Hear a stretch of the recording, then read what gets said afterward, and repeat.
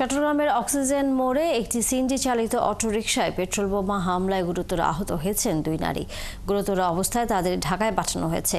প্রত্যক্ষদর্শীরা জানান, রোববার ভোরে অটোরিকশাটি রাউজান থেকে 5 জন যাত্রী নিয়ে কুতুবদিয়া যাচ্ছিল।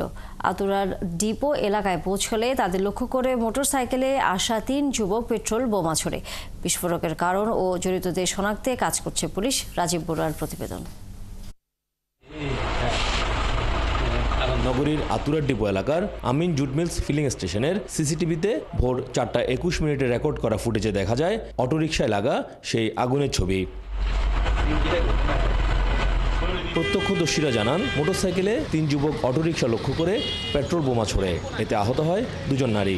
সিএনজি একটা আসছে, পরে আমি এখানে দাঁড়া হয়েছি, শব্দ কোনো শুনিনি, সিল্লাবেলা করতেছি আমরা, এখানে দাঁড়া হয়েছি, আমি আর গেটের বাইরে জানি। পরবর্তী সিএনজি চলে গেছে আর আমি আর জানি না স্যার। ঘটনার পর আহতদের চমেক হাসপাতালে বার্ন ইউনিটে ভর্তি করা হলে চিকিৎসকরা জানান, লায়লা ও ঝর্ণা নামে ওই 2 জন নারীর শরীরের অনেকাংশ পুড়ে যাওয়ায় তাদের উন্নত চিকিৎসার জন্য ঢাকায় পাঠানো হয়েছে। ফ্লেম বার্ন হিসেবে আমাদের ভর্তি হয়েছে একজন, যার বয়স 50-এর মতো, উনি কিন্তু বেশি পড়ছে, অলমোস্ট 90%, এবং আমরা পরে ওনাকে ঢাকা রেফার করে দিয়েছি, ভোরবেলা আসছে। তো 90% যিনি উনি ঢাকা রেফার হয়ে গেছে। আরেকজন আসছে ঝর্ণা নামে, উনার বয়স কম, 30-32-এর মতো, উনা আঙ্গুলে অল্প পুড়ে গেছে, অল্প 5% মতো।